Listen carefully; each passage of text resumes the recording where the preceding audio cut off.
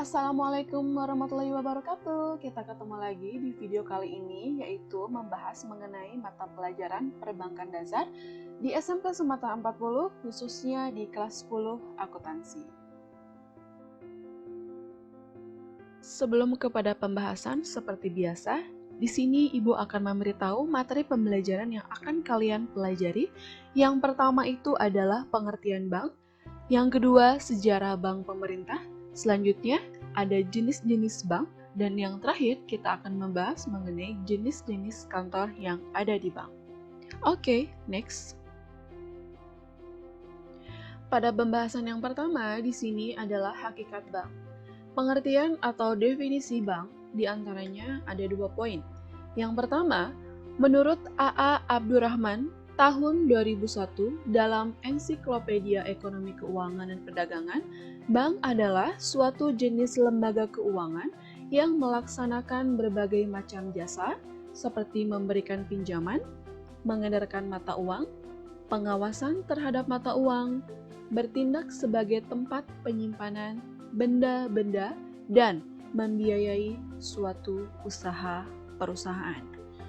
Dan yang kedua, menurut Undang-Undang Nomor 10 Tahun 1998, yang dimaksud dengan bank adalah badan usaha yang menghimpun dana dari masyarakat dalam bentuk simpanan dan menyalurkan atau meningkatkan taraf hidup rakyat banyak. Nah, anak-anak, di sini ada kesimpulan dari definisi bank. Ibu rangkum menjadi 3 poin. Untuk yang pertama, itu adalah menghimpun dana atau uang. Artinya, bank merupakan tempat penyimpanan uang atau berinvestasi bagi masyarakat. Jenis simpanan-simpanan yang disediakan atau yang ditawarkan kepada masyarakat itu bisa berupa simpanan giro atau demand defisit. Selanjutnya ada simpanan tabungan, yaitu saving deposit, dan yang terakhir adalah simpanan berjangka. Kesimpulan yang kedua, bank itu berfungsi sebagai menyalurkan dana kepada masyarakat.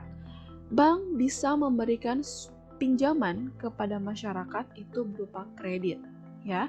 Dan di sini kredit harus diajukan terlebih dahulu berupa ajuan atau permohonan yang nantinya bisa atau dapat dicairkan kepada masyarakat. Nah, ada beberapa jenis kredit yang ditawarkan kepada masyarakat. Di antaranya ada nasabah yang berkeinginan untuk berinvestasi atau meminjam pada kredit modal. Yang ketiga ada peminjaman pada kredit perdagangan, dan yang terakhir ada peminjaman kredit produktif. Pada kesimpulan yang ketiga, di sini bank akan memberikan jasa-jasa lainnya. Yang pertama itu seperti pengiriman uang atau transfer, letter of credit, safe deposit box, bank garansi, bank notes, inkaso, dan clearing.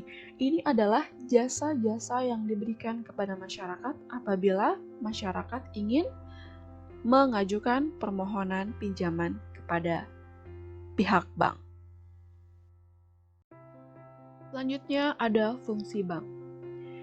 Begitu besar peranan bank bagi masyarakat dan pentingnya dunia perbankan bagi kita semua, karena melalui fasilitas bank sebagai perantara keuangan, masyarakat dapat memperoleh dana yang dibutuhkan. Secara ringkas, Ibu akan membahas mengenai fungsi bank sebagai perantara keuangan. Dapat dilihat dari bagan yang Ibu buat. Yang pertama, masyarakat yang mempunyai kelebihan dana. Pada bagian yang kedua, fungsi bank itu bisa membeli dana atau bisa menjual dana. Dikatakan sebagai giro kredit tabungan, pinjaman, deposito. Dan yang bagian terakhir, masyarakat kekurangan dana.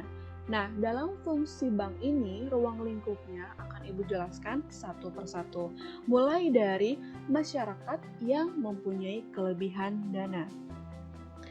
Apabila masyarakat yang mempunyai kelebihan dana dapat disimpan di bank melalui simpanan giro, tabungan, atau deposito, yang selanjutnya nanti bank akan menyimpan uang dari masyarakat sebagai jasa berupa simpanan atau dijaga oleh bank.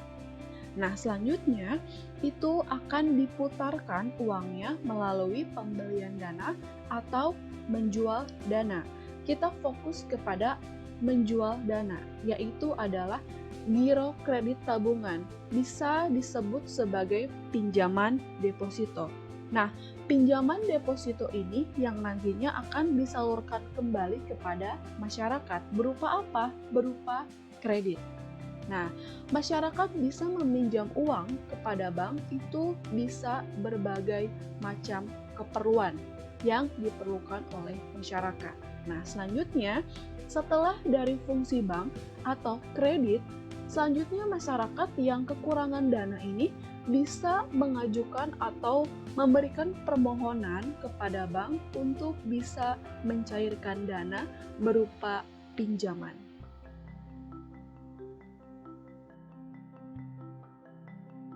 Next pembahasan yang kedua adalah sejarah perbankan Indonesia. Ada beberapa bank yang harus kalian ketahui. Yang pertama itu ada Bank Indonesia.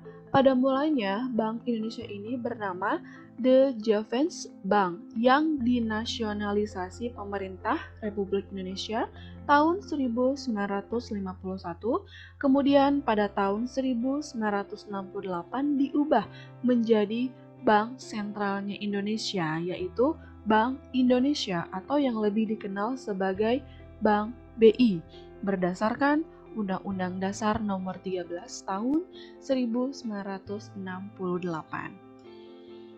Bank yang kedua itu Bank Rakyat Indonesia. Pada awalnya, bank ini dinamakan nama dari kata Belanda, yaitu De Algemene Volksrecht Bank, kemudian dilebur setelah menjadi bank tunggal dengan nama Bank Nasional Indonesia atau yang lebih dikenal itu adalah BNI Unit 2. Bank yang bergerak di bidang rural dan eskim dipisahkan kembali menjadi Bank Rakyat Indonesia atau BRI dengan Undang-Undang Nomor 21 Tahun 1968. Pada bank yang ketiga itu adalah BNI.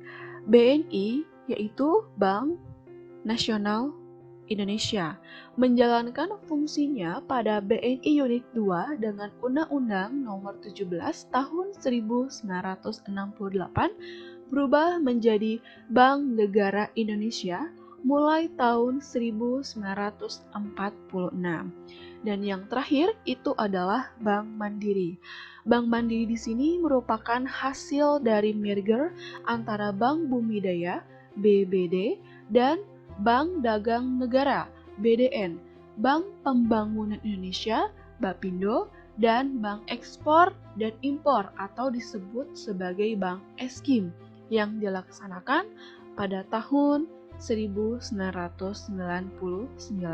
Nah, ini adalah beberapa bank-bank yang sudah ada di Indonesia sampai dengan sekarang.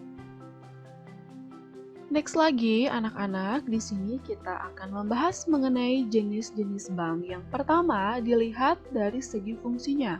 Apa yang dimaksud bank dilihat dari segi fungsinya itu adalah bank umum, dan yang kedua adalah bank pengkreditan rakyat. Selanjutnya, bank bisa dilihat dari segi kepemilikan. Apa saja yang dapat dilihat dari segi kepemilikan? Yang pertama itu bank milik pemerintah, yang kedua bank milik swasta nasional, dan yang ketiga bank campuran.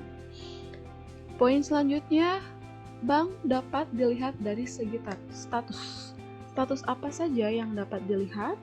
Nah, kedudukan bank di sini statusnya menunjukkan ukuran kemampuan bank dalam melayani masyarakat, baik dari segi jumlah produk, modal, maupun kualitas pelayanan.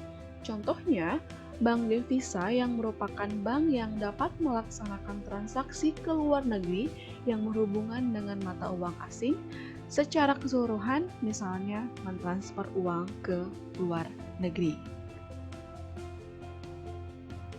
Pembahasan selanjutnya yaitu jenis-jenis kantor bank. Yang pertama ada kantor pusat. Kegiatan pada kantor pusat ini mengendalikan kebijakan-kebijakan, lalu melayani dan membuat perencanaan terhadap kantor cabangnya. Yang kedua itu ada kantor cabang penuh. Kantor cabang yang memberikan jasa paling lengkap kepada masyarakat. Yang ketiga ada kantor cabang pembantu. Kantor cabang yang berbeda di bawah kantor cabang penuh atau pusat dan kegiatan jasa banknya melayani hanya segelintir kecil. Jadi data-data yang diberikan atau dilayani kepada masyarakat tidak selengkap di kantor pusat atau di kantor cabang pemenuhan. Makanya kantor cabang pembantu ini hanya berfungsi untuk membantu data-data yang kekurangan saja dari kantor pusat maupun dari kantor cabang penuh. Terima kasih anak-anak telah mengikuti pembelajaran hari ini. Semoga pembahasan yang dibahas oleh Ibu bermanfaat untuk kalian.